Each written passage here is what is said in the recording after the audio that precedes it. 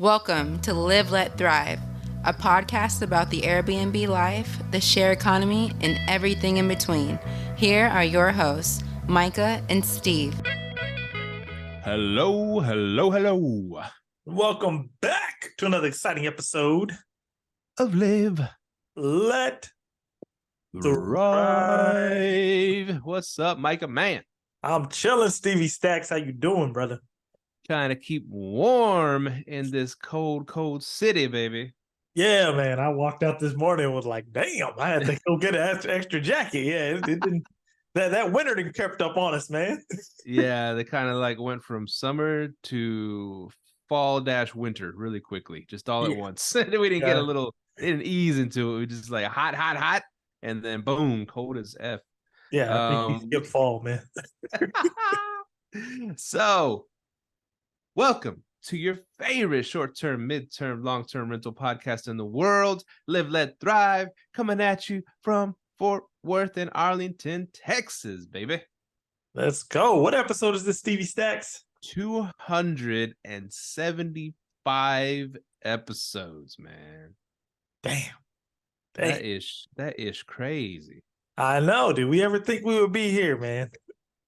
No, I don't know. I just thought we were doing something fun, and you know, it turned into like a real thing that we made lifetime friends and connections, and we've met a lot of fans, and it's been a fun ride, and we're gonna keep going because this industry is always changing, man.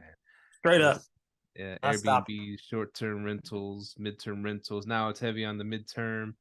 And yeah, there's always something to learn. There's always something to teach. And so let's go, man. I see you got a bunch of notes today. Yes, sir. Always, man. But I wanted to start off because you guys just had a meetup, man. I wasn't able to make it. What's the recap on that? How did the meetup go? Oh man, it was cool.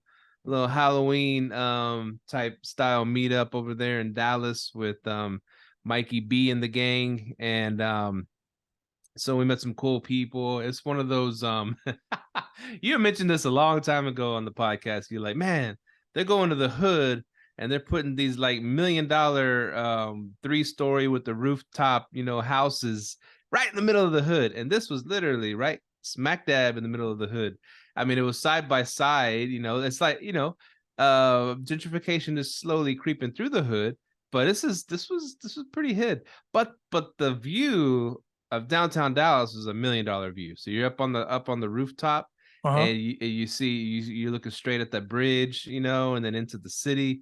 So it's it was beautiful. I mean, it should be high-end houses at that spot because you got those views, right? But it just happens to be Dallas. Dallas is always, I wouldn't say hood adjacent. It's a hood mixture. A hood. It got hood running all throughout Dallas. So when people ask me from out of town, so how's the area? I'm like, it's Dallas. It's an eclectic mix of high end and low end and middle end. It's just all mixed up. It's not like different places where all the rich people are here and all the poor people are here. No, it's all blends together. But that's makes part of the charm, I guess. Yeah, beautiful view, and you can catch a 9mm stray.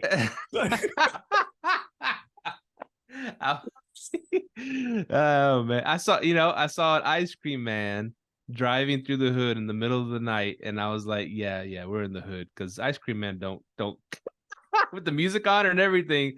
And then Mike Brown was like, you sure he's selling ice cream? I was like, I don't know, man. I don't know what he's selling, but it's just so weird seeing an ice cream man with the music just creeping through the hood like that, man. Ice cream man, holla if you hear me. Yeah, what he was selling. Oh man, but no, but it was great, a great little event. I'm not trying to scare people. Not all our events are in the hood, and I wouldn't say it's like a brutal hood. There wasn't gunshots and stuff going on. It was just a working class, very extremely working class, like Mexican neighborhood, and they probably got good ass food over there. So that's a plus. What neighborhood was this? Was this Trinity Groves? So going down 30, going towards Dallas, Hampton. I took a left on Hampton. Hampton, like you kind of loops and go north. And so it's off Hampton and that area north of 30. So that's Oak Cliffish, kind of north of Oak Cliff. I never felt like threatened or nothing. It was you could just tell. Yeah.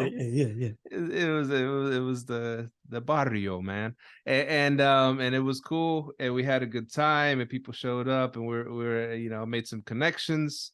That's always cool with networking, and I wanted to talk about that, man, because you've always talked about the importance of networking, and in our busy lives, we don't always get to do it as much as we'd like to. It's funny. We see all of our single friends in the industry just hopping around the freaking globe, going on cruises, going to Mexico, going to Costa Rica, going to Europe, and doing all these events, right? I'm like, damn, that would be cool back when I was young and single and just I didn't have any, attachments and stuff. But me and you, we got kids, wife and kids, and we got jobs and we got our business that we'll run it.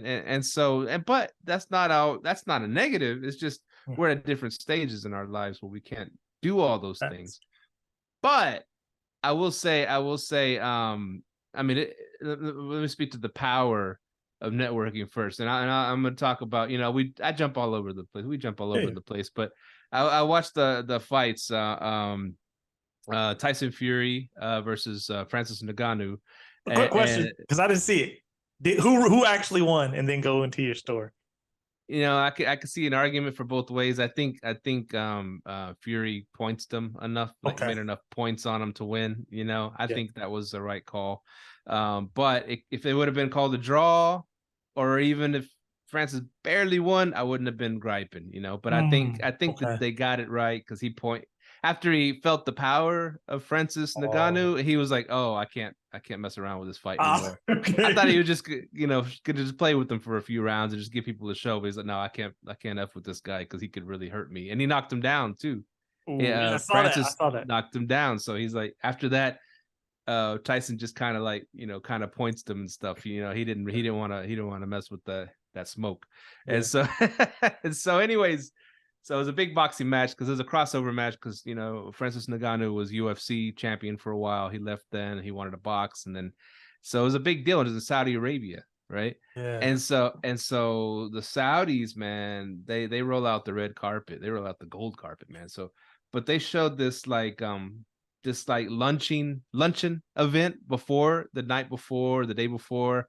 And they had this big dinner for all, the boxers, and then all celebrities showed, and all the ex, boxers, and all the ex UFC champions. And then they just had all this different, I'm sure millionaires and billionaires. Everybody was hobnobbing with the creme de la creme of that world, and you just saw Mike Tyson, cutting it up with Conor McGregor, and you saw, what's it called? Sugar Ray Leonard was there. You saw, everybody you can name that's like a big time boxer or ex-boxer was all there, and plus celebrities were there. Ronaldo was there. I'm just like, man, just getting into a room like that, what I'm saying, and not even just in the sports world or whatever, but just getting into the room and just talking, just having the opportunity to talk to go cut it up with Mike Tyson, to go cut it up with some of these huge celebrities, superstar, whatever's, is just worth its weight in gold, man. Because you could just getting to know these people, getting someone in your cell phone like that. Something comes up, they're gonna, and you said you did a thing, they're gonna call you. Oh my God, that's just millions upon millions of dollars of opportunities just to be in that room. And I was just like, man, that's what the Grant Cardones and stuff like that, they get into rooms that we don't get into.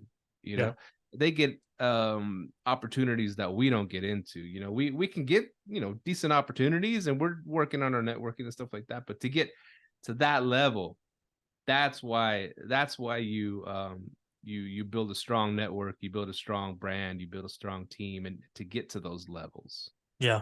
And I'm happy you brought up networking, because it's funny, me and Mike, we were just talking about, because I was thinking about going to STR WealthCon next year, because you hit it on the head.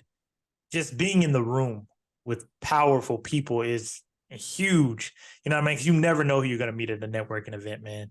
So I was actually thinking about trying to go out to the STR WealthCon to try to hop on the conference train this year. I don't know if I will be able to, but it is very important, man. It's a huge bonus to your business, especially locally, like how you guys did that.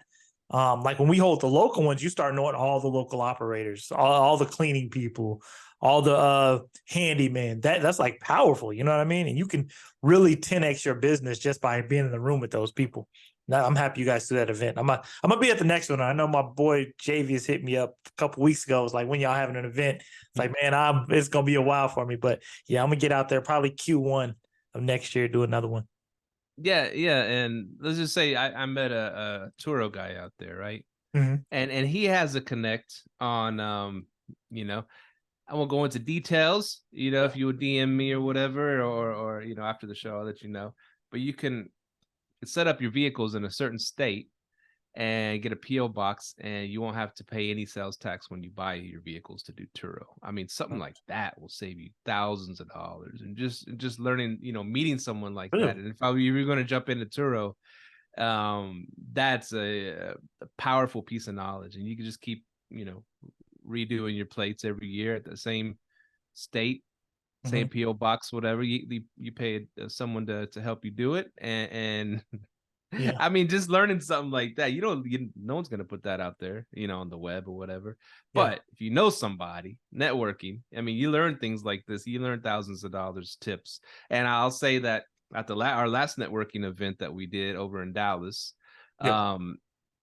you know, I met a client. I ended up getting a client that you know, managing their short-term, midterm rental, whatever, and that thing's, you know, paying over $1,000 a month, and that's just from one networking event, man. And that's making me $1,000 a month. So that's just, I mean, because it's just a really nice place and it pays out, and so over 1,000. And I'm like, I mean, I just imagine being able to go to more of these. And I'm going to start doing, you know, we have the meetup.com.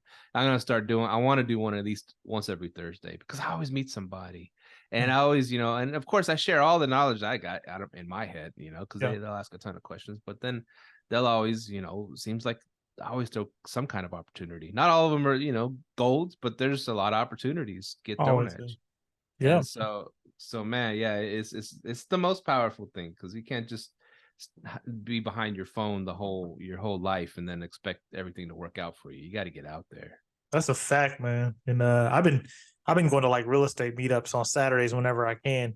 But yeah, the power, you said you make $1,000 off a networking event that you went to and you found a unit to manage. And that's why I was like, man, you get 10 of those, you're golden. And the risk ain't on you.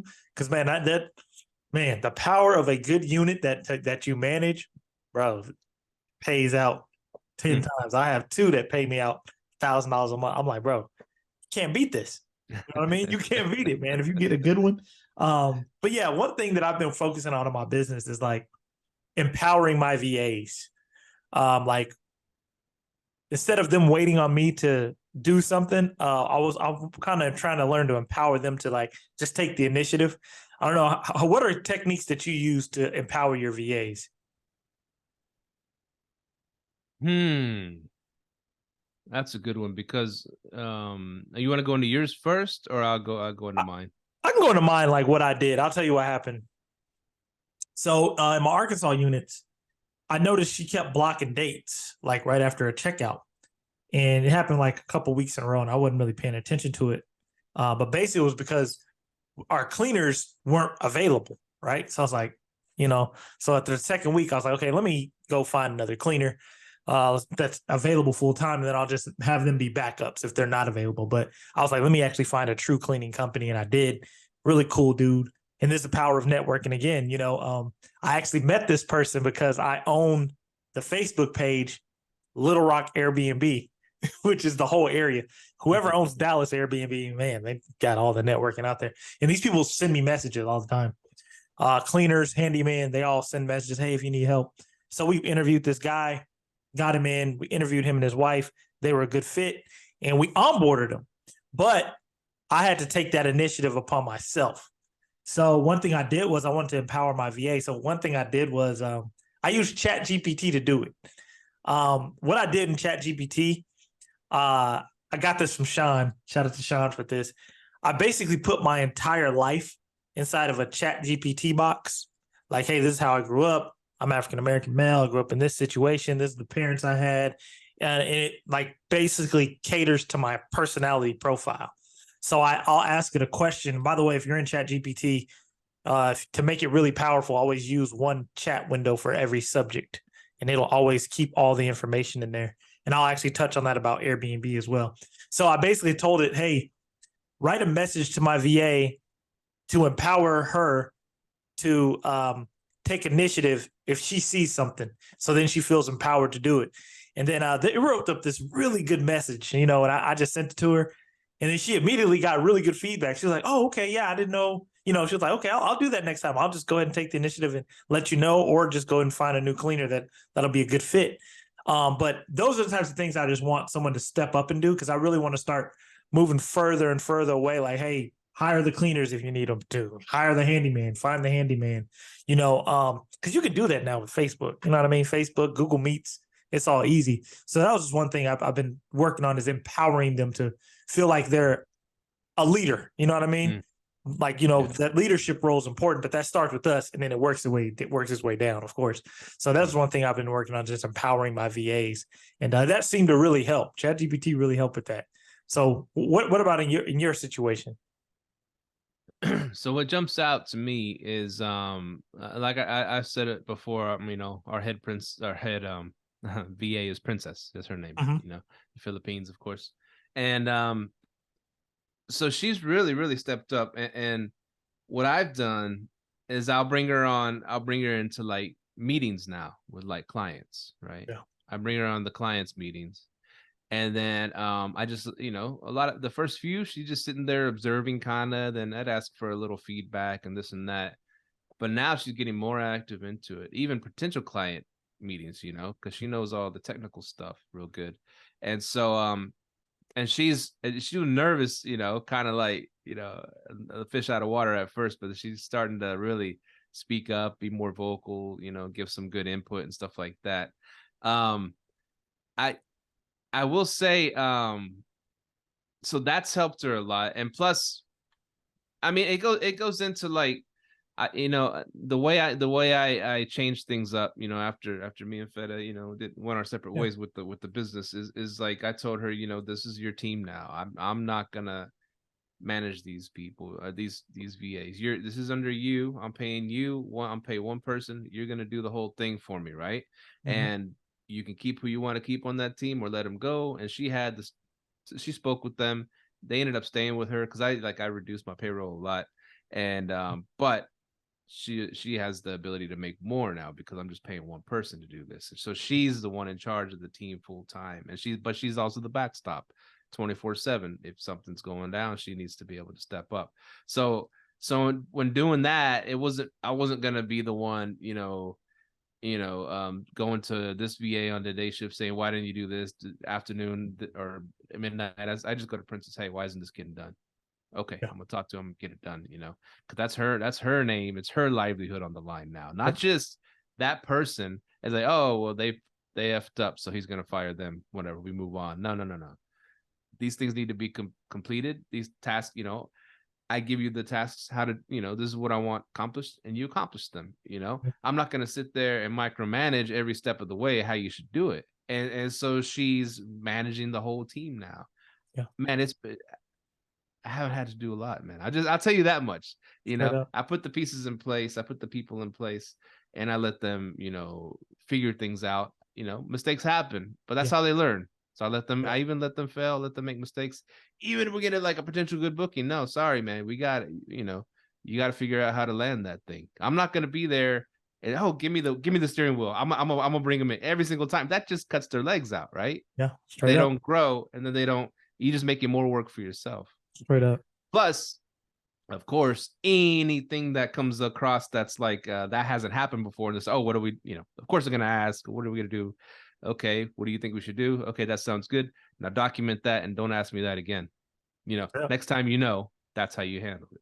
There you go. That's what I love Monday.com for, because I use it for that. Hey, document it. If you pull it up, you know what I'm saying? Yeah, because that's one thing I'm happy you're doing the same thing as me. I bring them into like a new client call, let them be in there, because you have to realize at some point, this is what I had to realize. I'm like, my VA really knows my business more than me. Like the meat and potatoes of it, they know it more than us. We ain't in there. You know what I mean? Because therefore, when a client's asking questions or whatever, they could be really good at answering those questions, because you really want to get to the point where you ain't even got to talk to the client.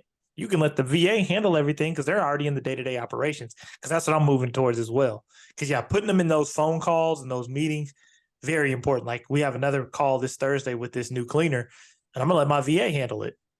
Hey, Zyra, hop on it. You handle it, because she knows exactly how the cleaning works, how the calendars work, because she's really good at it, man. The power of a good VA is the big thing. Like, I have a really good VA. If you get one good one, that's all you need. And then if I eventually want to get to how you're doing it, hey, you can hire whoever you want. This is your pay. I am eventually going to move into that model. Mm-hmm. Yeah, because I like that. Because they ain't going to hire no bullshit. They're going to hire someone that's going to help them, right? Yeah. I mean, because you ain't going to hire no BS. And then now if it's their reputation, they ain't going to hire no BS. But that's like the power of leadership, man. If you're a good leader, you get another good leader, then that leader can go and get another good, put a bunch of good leaders under them. So yeah, man, I'm loving that style and how you're doing that.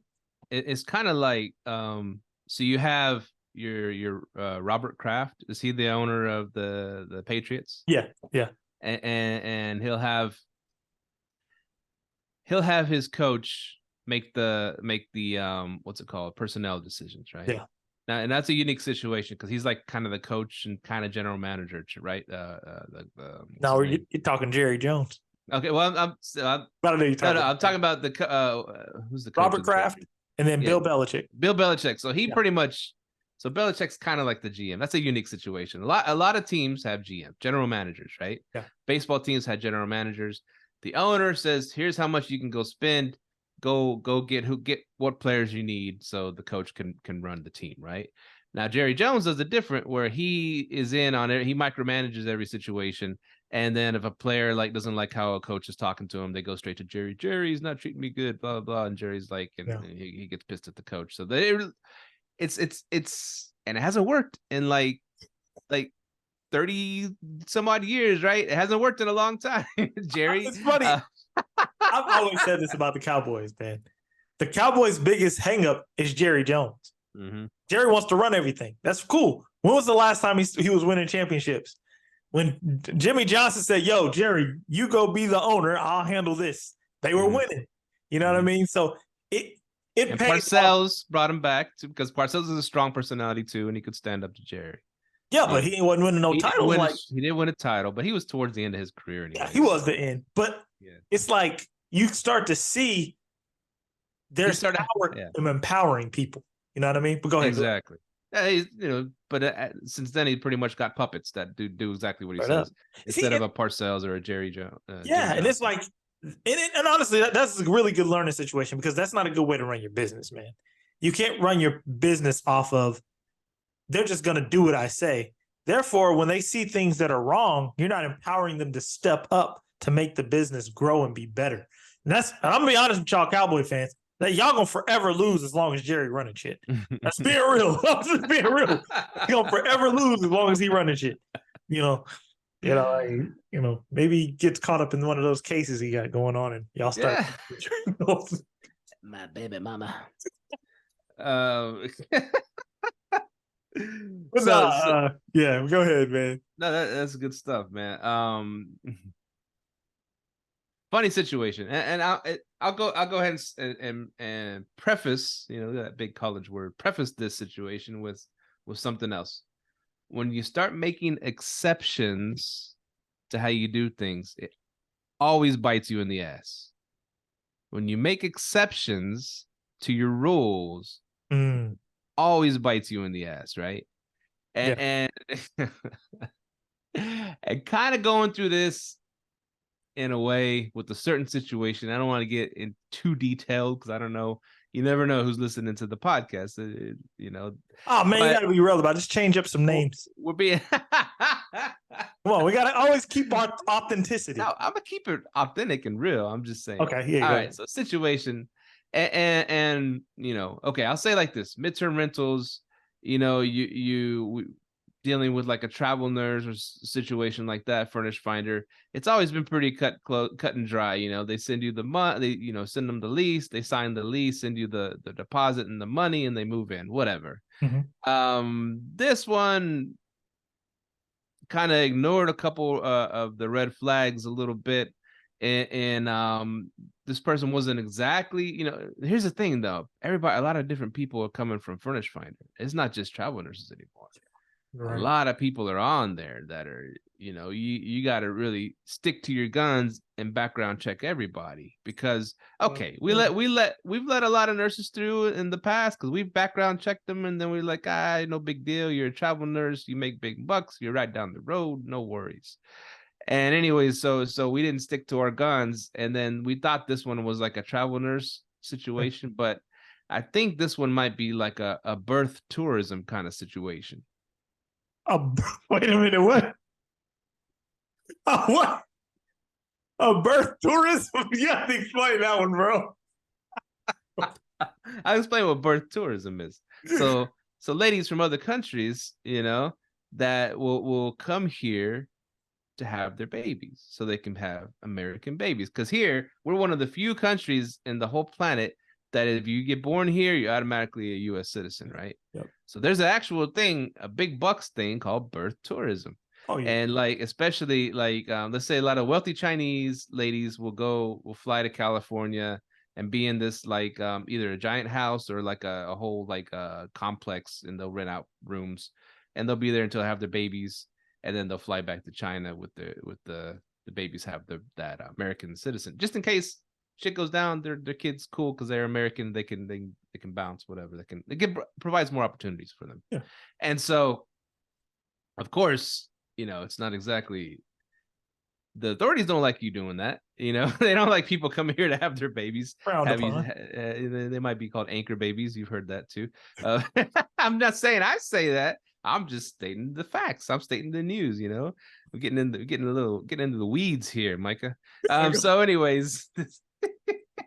I mean, here's the thing, that the owner met her and everything went cool with the meeting, and so he actually toured her the place. He happened to be over there by his place, and he toured her and thought she was cool, and then she started saying oh, by the way, I might give birth while I'm at your place.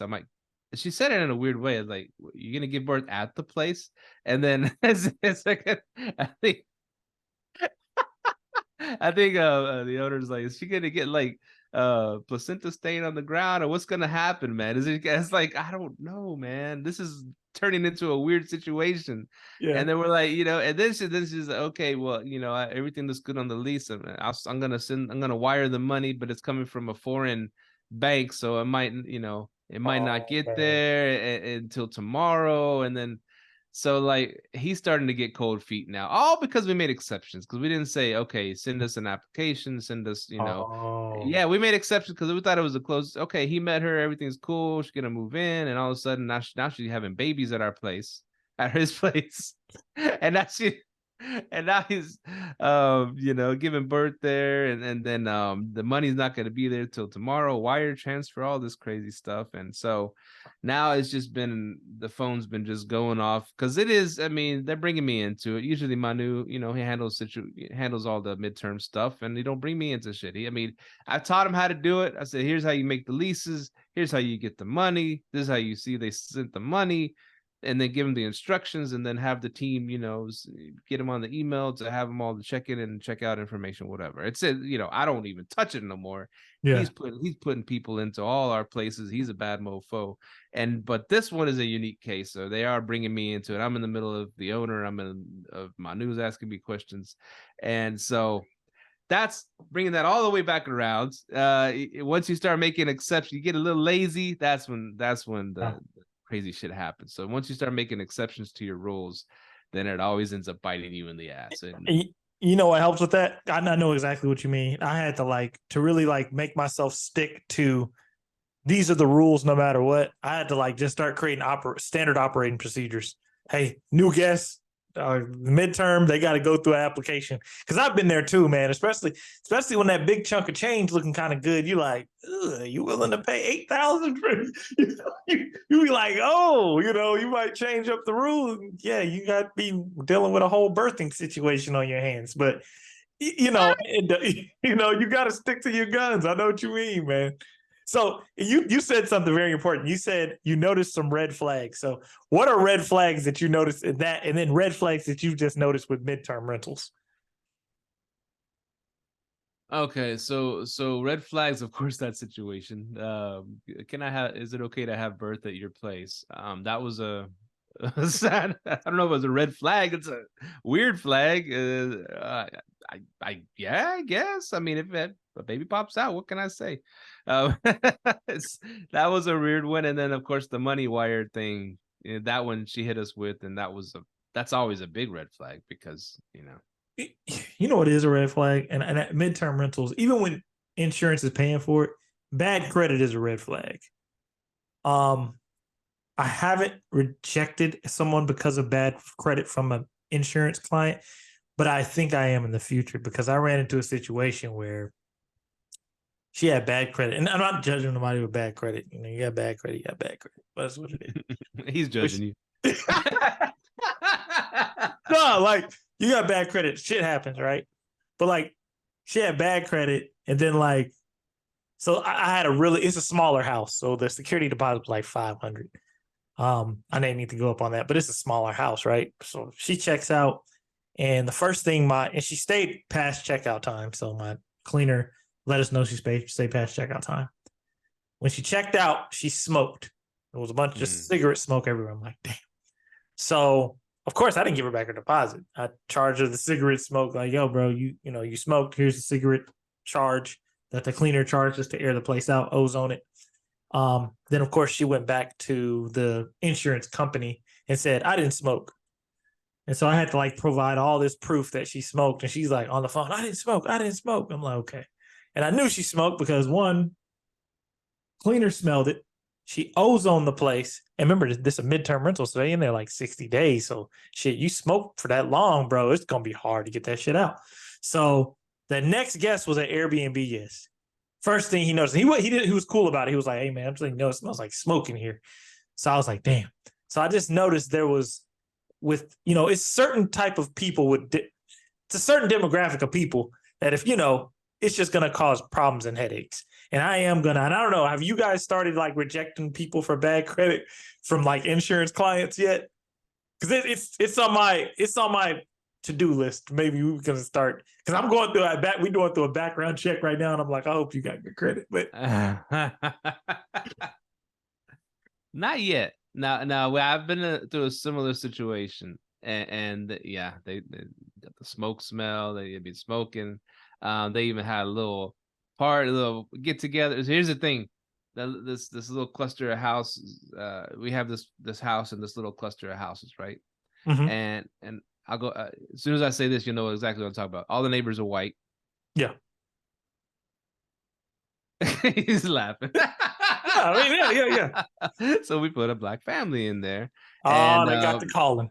And they have the grandma, grandpa, the older adult kids, and then the grandkids all in this house, And like I said, most of the insurance claims, it hasn't been a bunch of people, but it was a bunch of people, and they had a couple of dogs. It was big money, and so it was blinded by the money kind of thing, and we didn't do no background check or nothing like that. We're like, oh, it's insurance company money, that's guaranteed money. Yeah. And anyways, so like the first weekend there, I guess the lady was super nice. She was like, is it all right? We have a little family get together, blah blah blah blah blah blah.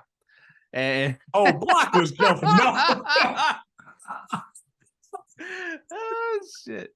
And so this particular place has a little like a wood deck backyard. It's not huge, so I guess they were congregating out there, and we know y'all people could be really loud. And the turn up, they call it the turn up. And so and then the neighbors were complaining, and they say they smelled a certain type of smoke coming from the from the backyard. And the lady was super nice. I told her, and she's like, "Oh, it must have been so and so." And was that right? Talking about, is that right? Was it so and so? Oh yeah, we don't do that. But I was back there smoking that shit. No.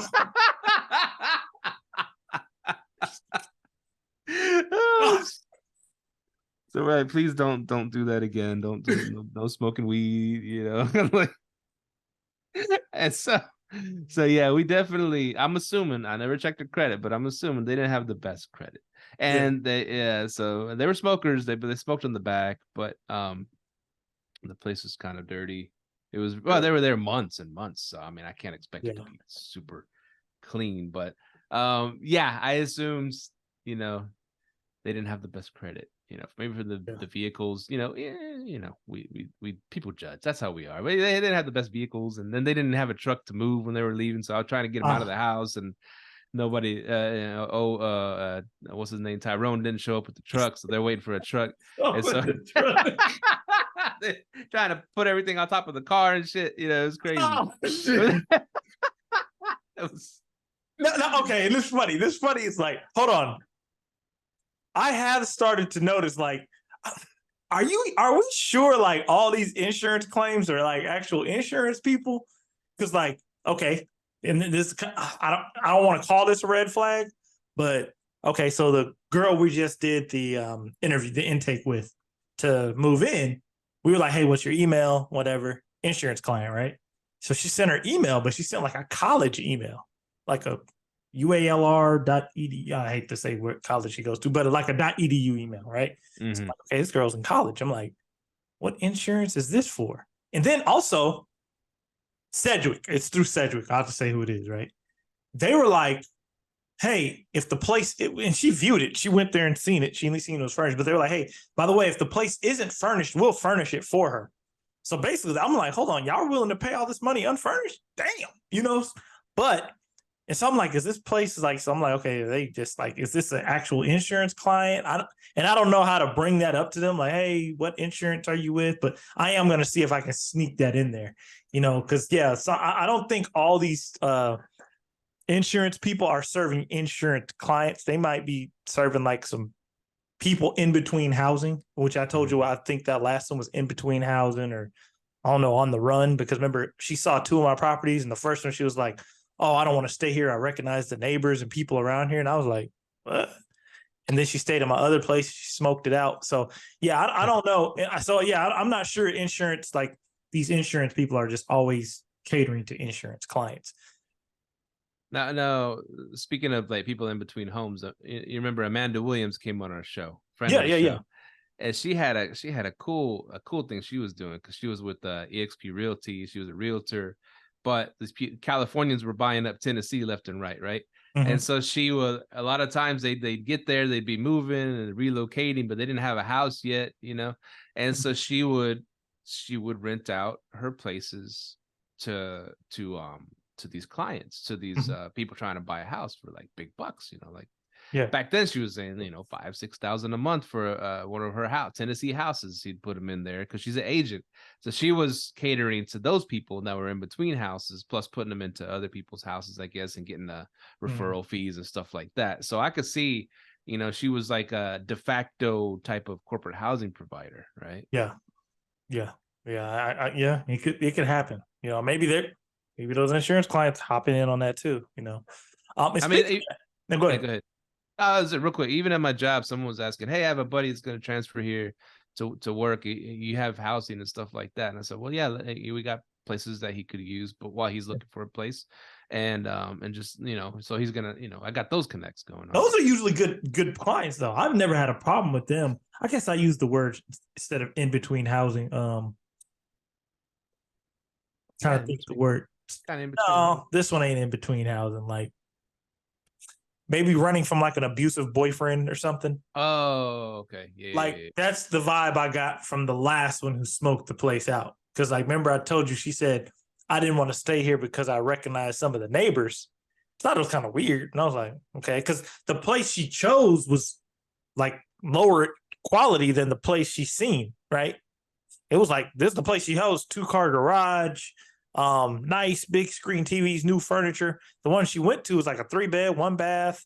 It ain't in the hood, but it ain't just like, I wouldn't desire to stay there if I seen the other one, so I don't know, like maybe, something like that was going on. But yeah, I don't know if they're catering to that, but this is one thing. Shout out Mikey B. One cool thing I've been using, and Mike clarified it, to get these faster midterm rentals, man. Like these faster midterms from like insurance and whatnot. get those 3D Matterports, man. I'm working on getting everything in 3D Matterports and 2D floor plans. Because I asked Mike, I'm like, Mike, on your 3Ds, are you getting them to book before having to do a viewing? He was like, yeah. So therefore, you don't have to like shut down your calendar for a viewing if you got the 3D Matterport with the 2D floor plan so they can see it. You know what I mean? That's more reliable because, you know, on my weekly emails I send out, the emails are just pictures of the place, right? The pictures and then the website. But I'd rather have a Matterport. If they seen a Matterport where they can like have a virtual tour and have the 2D floor plan, man, I think that'd be perfect. So Mike's been getting reservations off that. I'm like, hell yeah, I'm all down for that. Then all I got to do is block off dates, you know? So that's one thing that everyone should look into. That's a big plus to arbitrage. If you're going to arbitrage, you can do it at a high-end apartment complex because a lot of them already have the tours, you know. And you could do self tours on their website and stuff like that, and see the whole layout. That's pretty cool. Yeah, it is. Our buddy, he was at the meetup. Stephen Lee, you know, he was at the one before. I know Steven. Yeah, he said he does those. He make those. So if you got to connect, he can make those for you. Yeah, Stephen and Jabron, they make them. Yes, sir. Hit him up if you need him. Jabron, what's he been up to, man? He's always hustling, man. He's setting up a midterm rental as we speak. Yeah, he was the first person to know what LLT stood for. Yeah, so shout out to Jabron, man. Yeah, he's I talk to him all the time. He's actually gonna be doing a Matterport for me in Mansfield. Because we're gonna do that one first. So we were definitely, and he's setting up a midterm, and he listens to the podcast still. So shout out to him. So you're all about the Mansfield. I'm coming there too. Shoot, I'm down, man. Oh man. Airbnb's not paying out. Airbnb's having insurance problems. You been hearing about it? What happened? Oh, bro. So they ain't been paying out for insurance claims, right?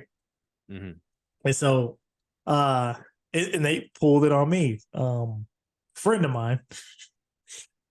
So Airbnb, you know, we used to, you know, back in the day, everybody liked to get Airbnb to pay out.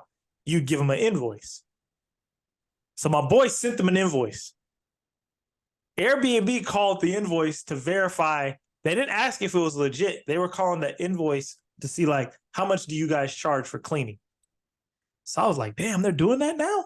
So I guess they haven't been paying out. Shout out to Heba. Heba told me too. So yeah, they ain't been paying out for claims.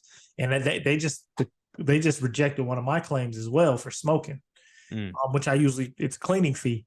They're moving those claims away. I'm thinking that they're having like issues with their insurance company. And I remember me and you talked about this a long time ago. We kept saying, if people keep putting these claims in, like these big claims, we had someone call them on the cast. I think they got like 30,000 out of Airbnb. And we were like, man, that's not sustainable, you know, because it's too many hosts, right?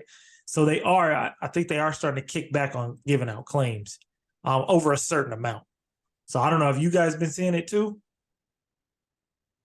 They've been paying out, man. But I mean, we haven't done wild claims like $30,000, $50,000 claims, like, you know, like. But even like 1,000. I got a $1,000 claim. Yeah, we got 1,000 here and there, 1,200, you know, 400 or 500. Like I said, but we hadn't put no out, you know, crazy, you know, extravagant claim. But I mean, knock on wood, they still been paying out with us. Here's the thing, and Princess, she you know, her and several of the others that they used to work for Airbnb, so that's a big plus. So they know how to to get things pushed through, you know. So that's always a good plus, hiring somebody that used to work for them. Good, yeah, that's a good one. I mean, looking at that too, for sure. Yeah, because they've been insurance is starting to have an issue, man. Like even in Dallas, a lot of insurance companies said that they may be pulling out of the DFW.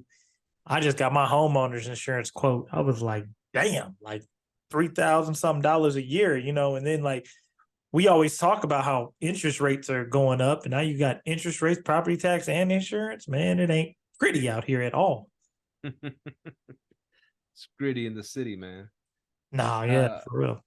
One thing I was gonna, and you talk about this a lot, is the marketing aspect, you know, the marketing.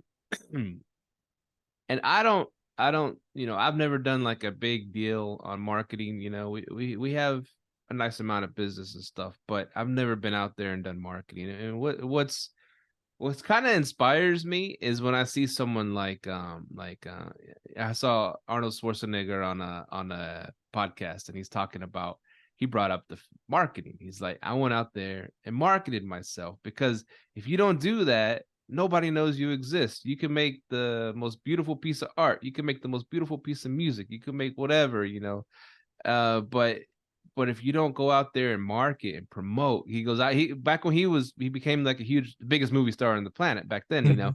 He said that when in the 70s and 80s, none of the actors like, oh, I don't do that. I don't go out there and promote the movies. I don't do that. So that's not a thing I do. He goes, I went out there and I was promoting, these movies. After we made them, I'd be out there, meeting people on the streets, going out to all the events just to promote the hell, going on all the talk shows. Back then he was like one of the pioneers just to get the word out on this movie, because he's like, I was a shameless promoter, but he said he wanted these things to be successful because it affected him, so he said he was really, really huge on marketing. And I was like, man, I don't do hardly shit on marketing, and I really should, and like Conor McGregor, he is self-made, he's won a few fights, he was a champion and all this stuff, but he's turned himself into a billionaire just because he has that, like you said, that mouthpiece. He knows how to talk. He goes and makes people laugh, and he talks shit and this and that, and he goes and he's always at all the parties and all the events, and he's just out there promoting him. I mean, free publicity. You know what I'm saying? He's not even paying for this publicity, and he's made like a $1 billion whiskey company. He's got all his other businesses, and just from just marketing, just knowing who he is and knowing he could talk and just getting out there. And so yeah, how do you do your marketing? Networking. There's going out there and networking. Like that last client I got, that last management client I was about to manage for, it was just through networking. I'm gonna actually start doing speeches here shortly at some of the real estate events, but just networking and letting people know what you do. I just try to go out as much as possible. Keep a business card on you, or if you don't have a business card, have your Instagram handy. Instagram's huge. Have your Instagram handy. Just ways to get in people's ear. See if you can speak at an event. Hold the events we just held. Like if we do another one in Q1, that's a great way to network, market what you do. But yeah, Conor McGregor is a huge piece of marketing. He actually knows how to sell too. A lot of people in the UFC didn't like him, but they didn't like him because they don't have his gift of gab. You know what I mean? Mm-hmm. The only time Floyd Mayweather was quiet during a promotion is when he fought Conor McGregor. He was like, I ain't got to say shit. He gonna sell it. So in boxing, Mayweather was the guy doing that because he had to sell it. The other people weren't gonna sell it. So he was like quiet. He was like, hell yeah, I'm about to ride this to the bank. He gonna sell this shit. I'm gonna whoop his ass, but he gonna sell it. That's all I gotta do. So, and people respected him for it. Like Floyd understood, like he gonna sell the fight. So yeah, man, you gotta really know how to market, get out networking. Just like you said at the beginning of the show, it all comes back around. That's why I was talking about going to some of these conferences, getting in people's ears. Hey, there's a podcast. This is what I do. The whole shebang, having it all, this is what we do. Because I do plan on getting out there. Just networking, even with people in real estate, just letting them know what you do. They ain't even got to be in the short-term rental space. They might be interested in hopping in after talking to you. So yeah. And then, I always tell people, have your brand, know your brand, be branded. You don't want to be the person. I do Airbnb. People always say this Airbnb guy scammed me and everything else. It's like the Airbnb thing. So have something outside of that. Yeah, man. But yeah, mine's networking. In person, some of the best marketing you can do, man. Yeah, it's powerful stuff, man. So it definitely needs to be part of your business. Networking is marketing. Marketing is huge. Yeah. But as far as getting into the next level, trying to do like commercials and stuff like that on Facebook ads or Google ads, you don't do any of that stuff yet? I don't. I do more marketing now. With me and Mahogany, we're still trying to get back to it. When we were buying real estate, we were doing stuff like that, doing direct mail. And I guess it depends on what business are we talking about, because we have the podcast, we have our short-term rental business, and then we have our actual real estate business. So our real estate business, we do mailers, cold call, we do all that. So it just depends on which business. On our short-term rental side, it's more in person. And then I need to see, I'm really trying to combine the short-term rental and the live, let thrive in one, and then make it so I'm marketing it like that, going to conferences and marketing like that. But yeah, it just depends on which business we're talking about. But our real estate acquisition, we go door knock, get out there. That's cool, man. Yeah. I'm kind of have a deal in the works where I could buy something owner finance. Okay. On a 10-year deal. No problem. The only thing is it's a condo, and the condo comes with HOA. And I love if it could be a little profitable, but I hate the HOAs, man. But could it cash flow if you long-term rented it? Yeah, if I long-term rents it, it'll cash flow. So, and I can get in there under 10 grand down, what I'm saying, on a 10-year thing at, I believe we get 6%, for 10 years. And of course I can finance out if rates drop, what I'm saying? So it's kind of, I'm thinking on it. It's kind of like a base hit kind of deal, but I'm thinking on it is because I know you're real particular. You're not going to just take any deal that comes at you, right? Owner finance sub 2, it still has to make sense financially. Yeah, but you said cash flows long term. Cash flows long term at 6% in Texas. Yeah, if I just do a long term tenant in there, probably make a couple hundred. If I keep it going as a corporate rental, maybe a couple hundred more. But that's where I'm, I just don't know about this HOA, Have you read the bylaws? Yeah, and there's that's the thing with the bylaws. I mean, it was, 30 days plus, no big deal. But now they're starting to say, well, we want people to rent out their place for at least 6 months unless there's an exception in place. And I'm like, well, if they do that, then I can't do corporate anymore, pretty much. Nor midterm, because most of the midterms are 3 months. I know they bleed over a little 4 or 5, maybe touch 6, but when you put a restraint on you, where it has to be at least 6 months to rent it out. Then it gets to the point where, okay, I could throw someone in there for a year, be a regular long-term rental, make a few $100. Okay, that's fine. I guess this is the way I have to start with. What's your, on owning properties, what's your end goal? There are a certain number of doors you want, certain number of cash flow. What's your end goal? I just want these properties to cash flow enough to support our lifestyle. That's it. How much? Okay. How much cash flow do you want coming in a month? On just the regular long-term rentals? On everything that you own, how much do you want coming in a month to where you could be like, fuck it, I can do whatever I want. I could walk off my job right now today. To be conservative, I guess 20 grand a month would be nice. 20 grand a month? Okay. So I could live off lower than that, but I'm just saying that would be nice to have a nice. Yeah. Not live off what you want to be with you and your family where y'all just chilling. It's 20 grand. Yeah. Because 20 grand is my number too. So if you pay off that house, that condo, how much would you cash flow a monthly? What's this? To rent that condo, 2-bedroom, 2-bath, that area, how much would I cash flow a month? With it paid off at the current rents? Yeah. At the current rents, probably. That would, of course, taxes and fees. Yeah, taxes and insurance, all that. Probably cash flow about $1,500 if it was paid off completely. Yeah. So that's what you have to look at. So 10 of those, what's $1,500? You got $15,000 a month, right? Yeah.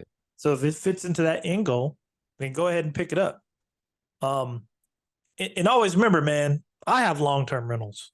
Don't ever make short-term just your thing. It's just a strategy on the tool belt. You know what I mean? But if it's a good deal, it cash flows, and you can get it at 6%. So at 10 years, is he asking for a balloon, or is he saying you can refi out of it? Yeah, refi out of it. Yeah. Okay. So then,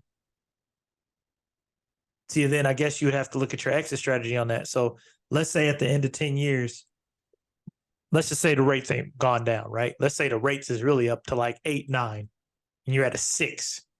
Mm-hmm. Then you have to think about, okay, what's my exit strategy? Do I re-wrap it? Because you could wrap it to somebody else and say, hey, I'll give you 8%, 9% on the interest, you know what I'm saying, interest rate to re-wrap it, or you could sell it. You know, it depends on, or if you could refinance it after 10 years, if it's cash flows, you just go up to a 9%. You know what I mean? So it's just your end goal, man. Mm-hmm. Yeah, it just start with your end goal and work backwards. But $1,500 a month, if it's cash flowing, if it's paid off and it cash flows now, I don't see nothing wrong with picking it up. See, like, but just have a focus of what you want. Because, like, I noticed you're doing the condo thing. You know, if you're doing condos, then, you know, learn the HOA. I think a couple episodes ago, you said you were talking to the HOA board guy, you know. So I think you know, focus on that if that's what you want to do. You just have to have your end goal in place and then work backwards. Yeah. I like it, man. Yeah. Gotta work backwards from the end goal. I like that. Yeah. So yeah, man, we touched on a lot of topics today. What do you have anything else you'd like to touch on before we hop off this episode? No, man, just make sure you got your Airbnb stuff in, right? You know, your claim stuff in, and insurance is high as hell. But yeah, man, keep living, letting, and thriving. We're gonna keep doing it. Hopefully I can close on a house here soon. I'm going to Arkansas this weekend, maybe able to look at a few things. So hopefully we'll be able to close on something here shortly. I heard something about. Did I mention the Pace Morby hopped on the or had a one-on-one with Tony Robbins? Did I mention that? Shout out to Pace. Go ahead. Did I mention that? No. Okay, it was something cool because he brought it up on it was on his emailer, right? And Pace said something like he had because you pay enough money, you can get one-on-ones with Tony Robbins. You know what I'm saying?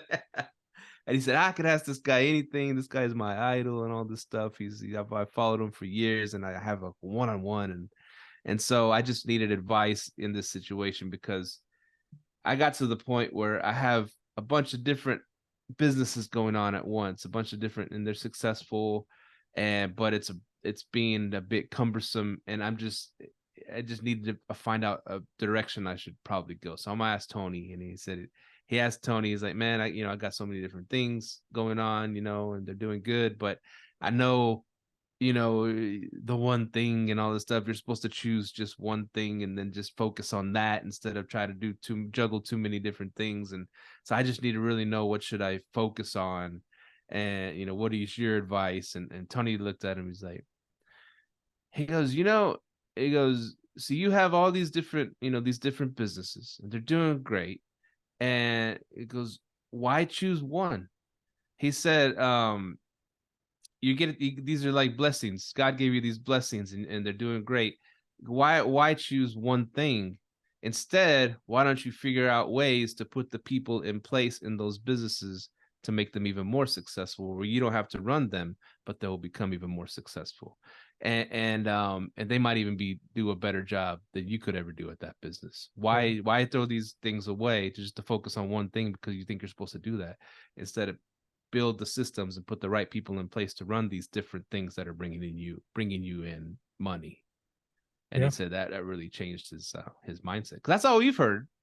That's all we've heard is like, from all these gurus and stuff. Oh, choose one thing, focus on one thing, and that's all you're going to do and be successful at. And that's great. It's a simplified way to do things. But what if you are good at several different things and you can build a business to do that thing? Like we do the podcast. I mean, if we were really focusing, then you'd be just doing the house, buying, and then I'd just be doing the short-term management, and I wouldn't do the podcast.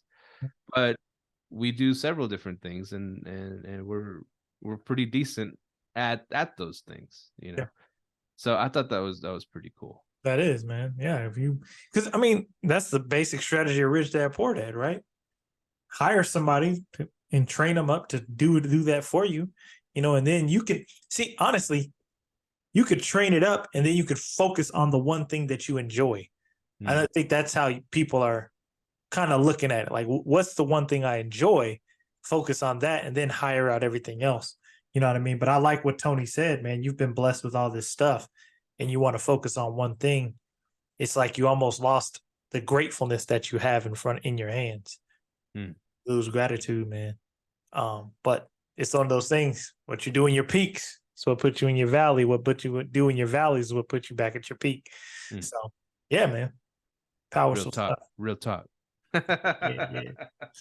Well, cool, brother. It's great connecting with you again. Where can people find us? Find us on Instagram, TikTok, all that good stuff. Follow us at Live Let Thrive. Remember to hit that subscribe button below. Hit this if you're watching on YouTube. Hit the subscribe button. Follow us. Send us an email, info@liveletthrive.com. Send us both personal emails, Myka@liveletthrive.com, Steve@liveletthrive.com, and hit us up. And we're gonna have another meetup, hopefully Q1. I'll be at that one.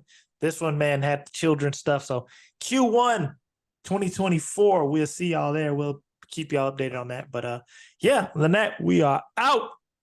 Peace. Later. Thank you for tuning in to this week's episode of Live, Let, Thrive. Be sure to tune in next week for all the latest in the world of Airbnb and all that entails. Bye-bye.